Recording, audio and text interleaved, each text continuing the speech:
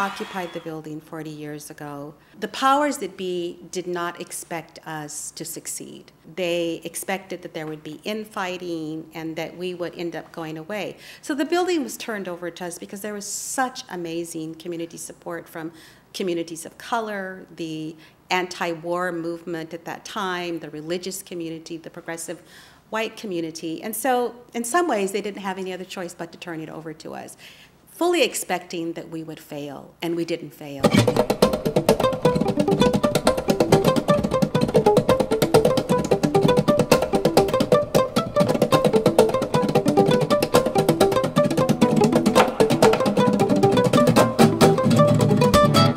Everybody has a story with El Centro. Many of that goes back to the relationships that they had with staff or volunteers here, in particular with Roberto Maestas. The lessons that Roberto embodied was multiracial unity, love for all people. He saw the good in every human being and knew that each person could make a difference. And then he was a fighter. He was not afraid, you know, and a lot of times we need to learn how to be fighters and stand up and speak our mind. And so Roberto certainly was a great example of that. It's some place that I can develop and grow. And a place where our families feel welcome. El Centro is my second great home. It's a chance to know what community means. Tanto los que hablan español como para los que hablan en inglés. No distingue a nadie, todos parejos. It felt like family from the beginning. I think like every moment I've been here has been my favorite moment, so I don't have like a specific one. Un poquito de tranquilidad. There's 33 different programs here at El Centro de la Raza and fall, you know, basically in 3 or 4 different categories. We serve families, children, and youth, which means there's childcare programs, there's after-school programs, there's schools, there's programs within in the schools. We have emergency services programs. It means, you know, food banks, helping people with housing, the meal program that we serve homeless people who come here. Then we have our education type programs. That means financial literacy programs, home ownership, foreclosure, employment programs, youth employment programs.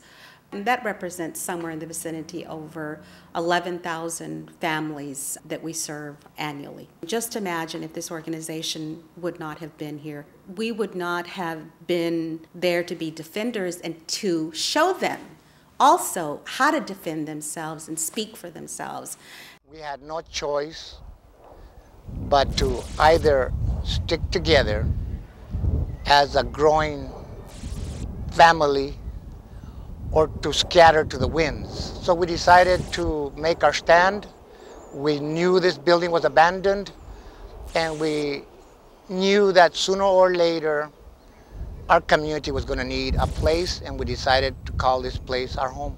40 years later, we have this amazing development project that will be called Plaza Roberto Maestas. We have 1 acre of land that faces a transit station here on Beacon Hill. We will be developing about 114 units of housing. There'll be retail space, office space, there'll be expanded childcare space, and in addition, a cultural performing center, space for micro businesses. With all of that, what's equally important is that there's going to be a beautiful plaza that will be shared by the Beacon Hill community, because El Centro is really focused and has always been focused on making El Centro de la Raza mean something for all of the community. We need to bring people who have moved out to the county, low-income people, back into this affordable housing so that Beacon Hill can continue to be a great neighborhood.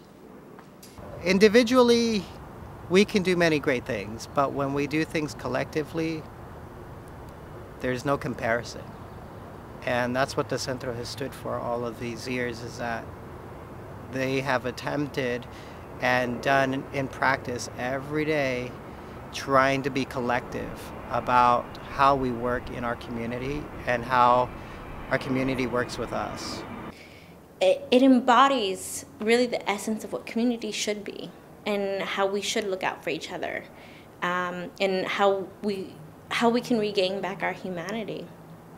So it's oftentimes, it can be a little difficult to think about in 40 years, where are we going to be?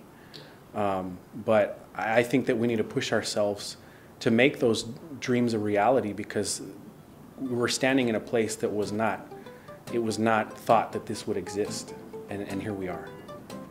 I ultimately will say that El Centro is Dr. King's vision of building the beloved community. And the beloved community is that we will look for ways to end poverty, hunger, homelessness, that we envision a world that is free of war, that we are prioritizing human beings and having it be inclusive of everyone. And that's what El Centro works toward. Happy 40th birthday, El Centro de la Raza. And I wish you 100 more. And we're going to begin to heal this beautiful world of ours and its people in it. And the Centro is going to be a tiny little part of that.